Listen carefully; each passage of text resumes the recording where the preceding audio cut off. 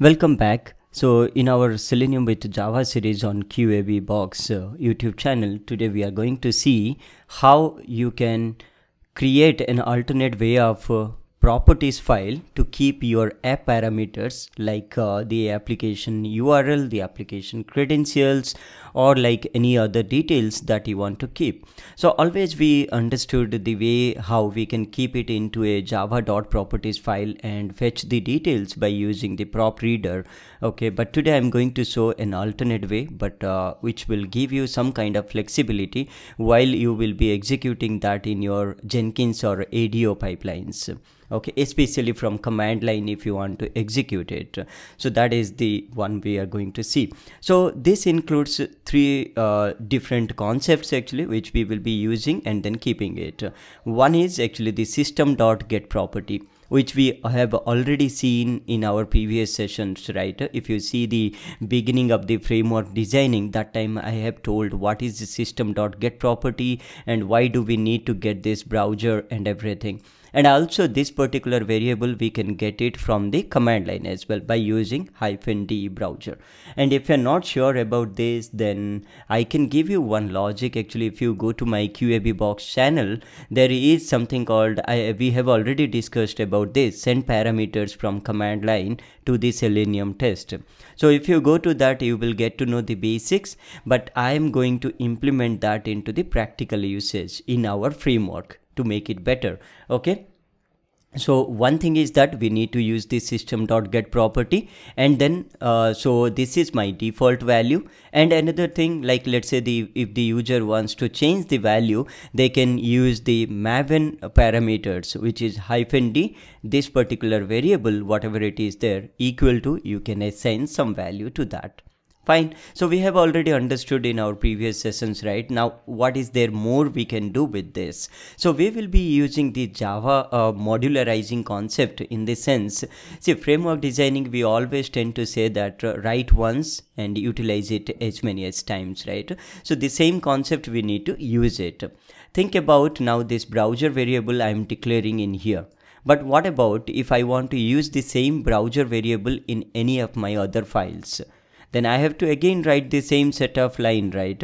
Now tomorrow I'm changing this browser to browser name. I have to traverse through all the lines, all the files wherever I have mentioned this one and change that, which is not a good practice, right? So to modularize or keep it one place, what I'm going to do, I will create one new file here, or maybe a normal Java class. Let's say that I will give app.java. You can give any name, you can give config.java or whatever you need. So I'm simply creating a simple app.java file. Okay, so after this, what I'm going to do, I'll take this particular line of code and I will keep it here. So here I'm going to change a bit. I'll make it as public and I will make it as static so that I don't need to create an object of this particular class, which is pure Java concept only. Okay, so as you can see, I have created one new variable browser, which will take the data from the properties. The properties could be your form.xml, your command line, whatever it is there. And now this is my default value. Okay, so the same thing I can create multiple parameters, right? In the sense, let's say that what would be the URL for an instance, or let's say that what would be your environment that you're going to use it. So for this, let me just copy paste couple of lines and then we will edit it. So I'll say environment, and let's say here this is my environment, and here I will say QA. So we have different stages, right? Or maybe I will say stage. Okay, that would appropriate more. So I will say stage.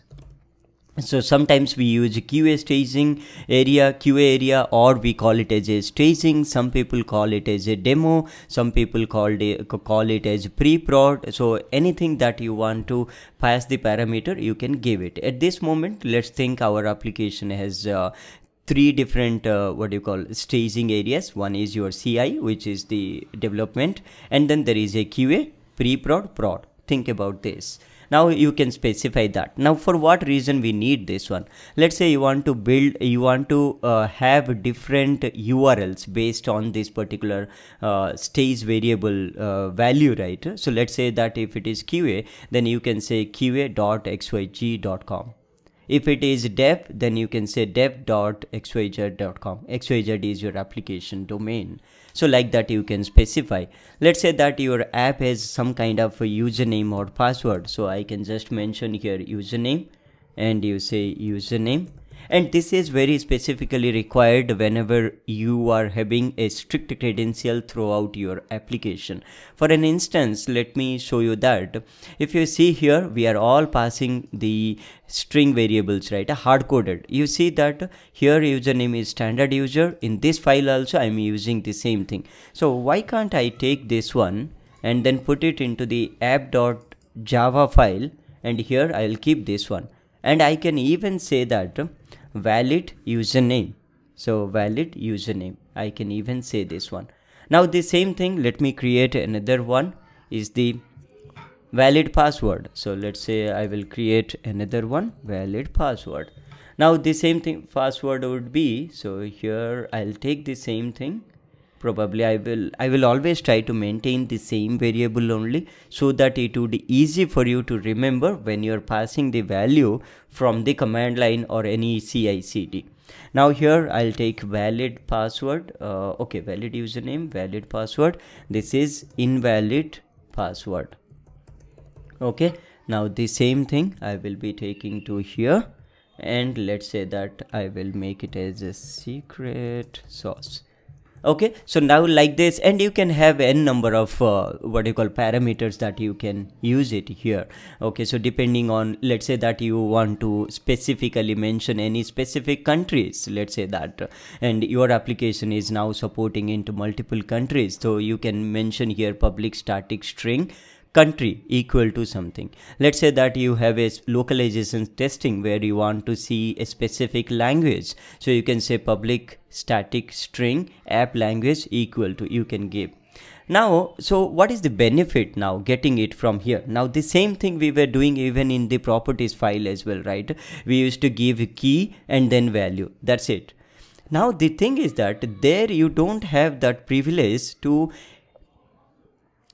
change the value at the runtime, because properties files are very strict actually. So it is a fixed throughout your execution, in the sense like let's say that you want to change from this stage variable from QA to dev, let's say. Now if you are using a properties file, what you need to do, you need to get the latest code. If you are working on a big team, you need to download the code base, you change that as a dev, and then you have to repush the code into the GitHub or Bitbucket, wherever you are using, so that your Jenkins will pick it up and run that on the development environment. Now if you are making it as a dynamic like this, the benefit is that you can just worry about your particular the configuration, CI/CD configuration only. You can create a parameter there into the Maven parameter. You will say mvn space test and space -d stays equal to dev or pre-prod or prod, anything you can mention it. Now whatever you mention there, the system.get property will fetch that way value into this variable. Now this variable you can just use it app.stays in any of your file in your framework, so that you don't need to every time if you want to change any of these small any parameters, you need to repush the code. So which is difficult, right? And now let's say that your manager wants to pull it. Now he need to spend some time to pull this code or do something, and then what if that person, the manager or lead or the architect, is not aware of your code a lot? So that's the way actually you can make the things very much flexible. That's why I said always try to make your framework so flexible that it can be scaled to any environment, any number of test cases. That is where we always say that it's a good framework. So these are the some logics that or the concept that you need to use it in the framework. Okay, fine. Now let's see how we can utilize it inside our framework. So for this, what I'm going to do is I'm using, if you see the main thing that I'm using into the base test, I'm using this browser variable, right? So what I can do instead of doing here this line, I can go and I can say browser, and I will say equal to, and I will call that app which is in my base package, and I can just call this one. That's it. Now nothing else I need to do it. So at this moment, what I'm going to do, if you're following my previous videos, I have taken this one from the your test-ng parameterization, right? All these things. So at this moment I'm not going to use, so I always tend to avoid the test-ng.xml. Again, the same concept. If you use the test-ng.xml, you need to do lot of updates. Actually, think about you're adding 2 more test cases. You need to go and update into the test-ng.xml, right? Let's say you want to run it from Chrome, Firefox, Edge or something. You have to keep on changing that to test-ng XML. And again, I don't want any kind of dependency into your framework, or I would rather say that try to avoid as much as possible. Okay, that is the way we need to do it. So here no parameters I'm passing. It will be simple setup only, where the browser name should come from your command line only. Okay, and we always try to learn this particular framework designing from a what you call CI/CD pipelining standard, because these are advanced concepts, right? So okay, but yeah, still you keep this as parameterization concept and you can change accordingly as you need. Fine. Now as you can see, we have made this one. By default this will accept the Chrome if I'm not specifying anything from my command line. But if you're specifying Firefox or something, now the path would be from the command line, it will come to here, because I'm calling this get property. Then wherever I'm using this browser, that variable value will be falling into this browser. Fine. Now let's see in this as well. Now here also I'm hard coding it, right, which I don't want. Now this is a valid scenario, right? So I will say valid username. I'll take like this, and then here is the same way. I'll say oops app dot, and I will say valid password. Okay, like this. Now let's say that tomorrow you are changing your application password to something else. You don't need to go to each and every file and then change it. You just come back here, you change it, and then it will be reflected into all other places. Fine. Now in case of this, now here you can see, why would I repeat that string actually here? So I'll just remove this one, app dot valid username, because this particular test case is invalid login actually. So instead of this, I will say app dot invalid password. Now let's see, invalid password I have given, yeah, this is my invalid. Now anytime that I want to use the or login, I don't need to hard code that. So if you come back here, here also I can do the same thing. So I'll say app dot, and I will say valid username, and here I will say app dot valid password. Okay, in fact this is not also a good practice, because see, I might want to add 50 more test cases. So that's where actually normally I need to send the same variables, right? Why can't I create a login into my pages? So if you see here, instead of that, I will create here one more variable. So this is accepting the variables, right? The username, password. I can create one more method where I will say that public void valid login, where I will hard code this username and password, so that you even don't need to worry about what variables we are sending it. Only when you want to send anything invalid or you want to play with anything, then you will call this method. So even that is the way also we can do. In fact, we can create like I can real quick show you that. So I'll create one overridden method actually, and here, or maybe yeah, I'll do like this. Now this is my overloading method. You can see this is my login with parameters. This is my valid login. So when I say login here, oops, here what I'm going to do, I'll say app dot, I'll say valid password, sorry, valid username, right? And here I will say app dot valid password. Now in this case, what I'm going to do here into this, I don't need to send this actually. So when I'm doing login method, then it is always treated it as a valid login only. This is always valid login. Even like this you can do. Let's say you want to play with your login method by passing different parameters, you can use this login method. So these are the different ways that, I mean, with experience, by learning different techniques, you can just convert your frameworks into a better way. Fine. Now, so I have created all these things and we are all ready. Now see this particular staging, basically you might ask where should we use it. This is again depending on the base test. So if you see here, I am making it as a hard code actually. Sometimes this is my prod. Think about this. This is my prod, right? Let's say that I want to create a QA environment. So I can make like this. In real time, what might be the website URL would be like this. So let's say that www.qa. like this. Now you can put a condition here. If app dot, that is stays, right? App dot stays equals, because this is my string, right? I'll say if it is QA, let's say that, then the URL would be this one. Like that also you can put the conditions.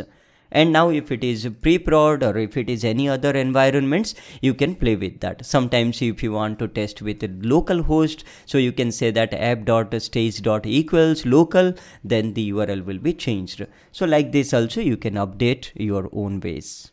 Fine. Now as everything is set up and this app is ready, now all these variables, let's try to play with this particular framework and understand if it is working fine or not. So let me just see one quick thing is that, okay, this XML is always coming here, and let's see the XML is really pointing to this or not.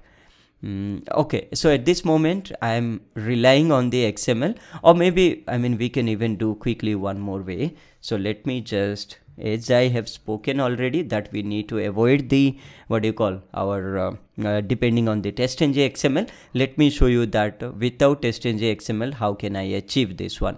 So I have actually this valid login, invalid login, and product items. So there are three test methods are there, and for time being, let me just comment all these things. This is my initial discussions we have added here, right? So I will be commenting all these things. Fine. Now I have three test cases which I want to run it. So for this, I will open my terminal. You can use a command prompt as well, or a terminal into the Mac, and I will say Maven Test. Okay, now what this does, this Maven Test will execute all the test methods that is present in your framework actually, whatever it is there. So now let's click on this one and let's see what happens. I think it might fail.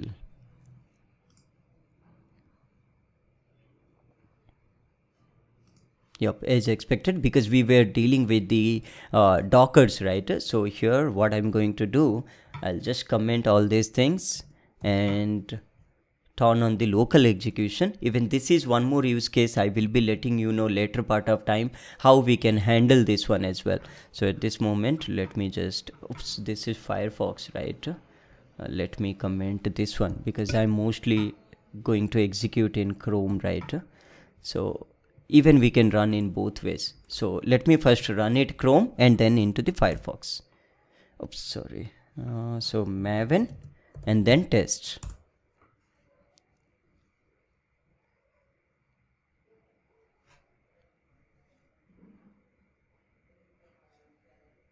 Okay, so this is my first test case. Oh, you know, because it is always taking the QA.source demo, right? Because the default is your QA. So it is taking this condition here. So at this moment, let me just comment this one as well, so that it will always pick up the this one actually by default. So when you are adding more and more concepts, you need to make sure that everything you are handling properly. This is one of the troubleshooting you need to do as your framework increases. So this is my first test case. It's all will run in sequential. I'm not making it as parallelizable. Okay, so this is my second. And then this is my third test case. One is invalid login one. See, now it all executed into the Chrome browser, right? So let's say that I want to execute into the Firefox browser. So I don't need to change anything in my framework. Actually, I'm just going to do like this, and I will say browser and equal to, I'll just say Firefox. Now what is going to happen that this browser value will become now Firefox actually, and then it will run this particular condition here. Let's quickly see that.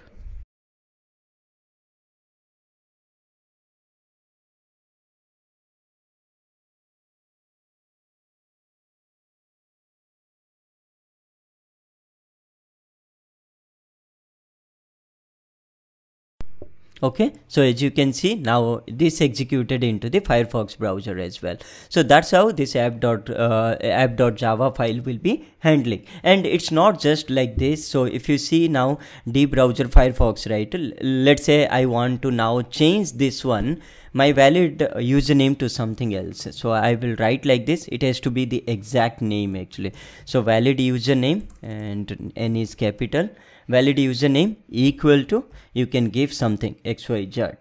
Now what is going to happen, this XYZ value will be changing with this particular name. So this standard underscore user will be now instead of this particular value, XYZ will be assigned to this valid username. That's how you will be sending from your command line to this one. Now you can take this command line in your Jenkins or in IDEO pipelines. There are a lot of different ways actually you can pass into the command line. So all these arguments you will be mentioning in your Jenkins or in IDEO, and then you will trigger those pipelines. Okay, so try to see what are the different requirements and what are the different dynamic things that you want to do in your framework. Based on those dynamic parameters your framework should run, you can add into this app.java file and you can leverage that. And because it is static, there won't be a problem if you're running it in parallel as well. So that is one of the benefit that you will be getting as well. Okay. Fine, so that's pretty much it, and stay tuned and do subscribe to this YouTube channel, because we will be seeing some more enhanced or advanced topic of the framework designing. So thank you for watching.